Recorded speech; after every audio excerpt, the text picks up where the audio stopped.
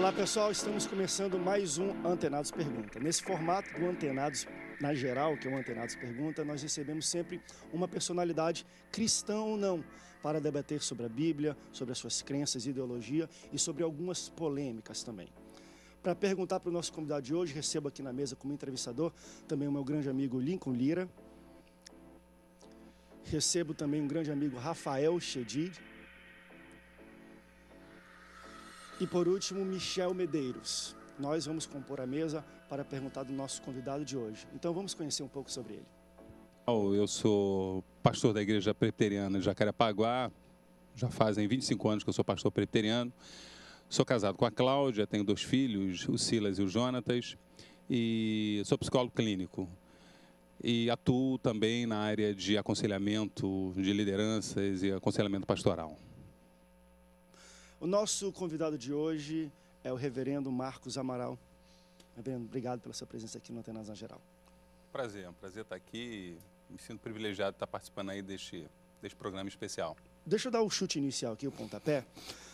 Como você se define dentro da estrutura da sua própria igreja, da sua denominação e até talvez aí do segmento evangélico? Porque, querendo ou não, as pessoas quando pensam na Igreja Presbiteriana do Brasil, talvez a nossa percepção é uma igreja que muito ponderada, equilibrada, assim como o senhor é, mas você é visto como muito liberal, até para os pentecostais, até neopentecostais, enfim, que são vistos como um segmento mais liberal dentro da igreja evangélica. Você já teve algum tipo de indisposição com a sua igreja, com a sua liderança, com a sua denominação, por causa dos seus posicionamentos? São posicionamentos pessoais ou da igreja? Como é que você define os seus posicionamentos e ideologias? Bom, eu não tenho dúvida que eu sou a Igreja Presbiteriana do Brasil, a sua liderança talvez, elas teriam muito prazer de que eu não existisse. Não tenho dúvida disso. Não tenho dúvida disso. Você é um incômodo para a denominação? Para os liberais, eu não sou aceito, né? Porque, teologicamente, o conceito de liberal é você abrir mão de confissões e de dogmas bíblicos. Então, eu acredito em toda a Bíblia, do início ao final. Então, eu não posso ser liberal, né? Na prática liberal, abandonando o termo liberal enquanto termo teológico, mas na prática liberal também não sou liberal. Quem me conhece sabe que eu não sou liberal. O segmento religioso evangélico ele é tão infantil, tão infantilizado, que me leem como liberal porque eu digo que bebo, mas só bebo quando quero. Né? Eu não bebo quando não quero, só bebo quando quero, porque eu sou livre. Né? Enfim, eu não me lembro a última vez que eu bebi uma cerveja. Não me lembro. Sei lá, tem 2 meses, 3 meses, não me lembro. Porque eu sou livre, mas posso sair daqui e posso beber uma cerveja se eu quiser. Bebo vinho, sim, todos os dias à noite, eu e Cláudia, nosso ritual, né? Minha esposa, a gente lancha sempre com uma taça de vinho. Talvez por isso me lembro de liberal. Então é muito infantil esse olhar. Por outro lado, os mais espirituais não me querem também ao lado, porque me acham muito fora do seu esquema, né? Então, eu fico perdido, né? Fica sozinho. Essa colocação do André, assim, denominacional, a Igreja Presbiteriana, não só no Brasil, mas em outros lugares do mundo, tem uma aproximação, por exemplo, com essa temática que a gente vê hoje relativa aos homoafetivos e tal. A gente tem grandes lideranças da Presbiteriana, por exemplo, Neemias Mariem, Jonas Rezende, que foram atrelados, por exemplo, a casamentos gays. Qual a sua opinião especificamente sobre isso? Pois é, aí os liberais ficarão frustrados, porque eu não posso caminhar com eles. Né? A Bíblia é muito clara. Né? A relação homossexual é pecado. Agride a visão e o desejo divino. Agride. Veja, uma coisa é eu ter uma relação de respeito e até de aceitação enquanto pessoa desse casal homossexual. Esta é uma coisa. Então, se o homossexual me convida para sentar à mesa, conversar com ele, e ao aniversário do casamento deles, da relação deles, tirando a palavra casamento, né, da relação deles, se eles me convidam para eu ir visitar o filhinho deles, que está doente, ou mesmo no aniversário, que eles pedem que eu possa abençoar a vida do filho orando, sem problema, eu vou lá, são seres humanos, são pessoas, são viventes. Eu não vou fingir que este drama não é um drama absolutamente concreto e real. Esta é uma coisa. A outra coisa, o homossexual fala assim, reverendo, já que o senhor é tão gentil, já que o senhor esteve aqui, nos abençoe. O senhor concorda? Não, não posso concordar. Porque a minha base filosófica, da onde eu parto, é a Bíblia. Por isso que não pode me chamar de liberal. Agora, quando me vem na foto, no aniversário do homossexual, do filhinho dele, seja o que for, aí dizem assim, o reverendo Amaral é liberal. Nesse sentido, eu sou liberal, então. Então, nesse sentido, eu sou liberal. O que eu acho, sim, é que a igreja evangélica, ela tá muito perdida, ela tá sendo desafiada, né? Ela está sendo desafiada, não a renovar os seus conceitos, mas ela está desafiada a encontrar novas formulações de apresentação da sua proposta. Esse é o grande desafio. A visão missiológica da igreja evangélica está em crise. Porque se antes nós tínhamos uma visão lá dos séculos médios, da desconstrução do indivíduo para a imposição de uma proposta, que era uma visão imperialista, o mundo mudou. O mundo mudou. O mundo mudou. O direito ao cidadão comum, o direito à pessoa, ao indivíduo, ele é algo concreto, real, em que nós, na nossa visão missiológica, teremos que respeitar.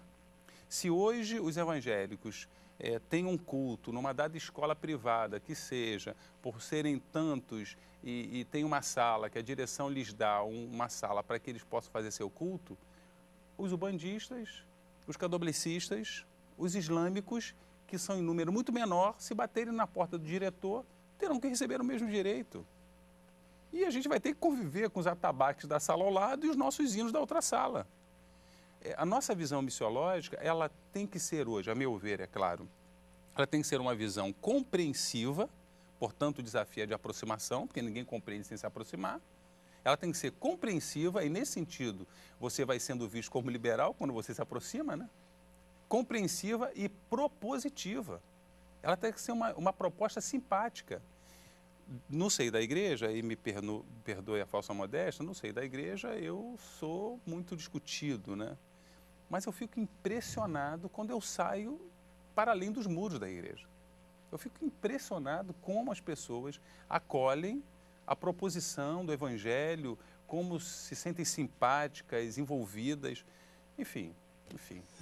Existe uma frase, e eu li, claro, eu tenho muito cuidado ao ler as coisas na internet, porque a gente sabe que tem muito lixo, mas eu pesquisei e vi mais de outros lugares essa citação, onde você se refere à religião cristã como uma religião que não é de confrontação, que isso é coisa do diabo.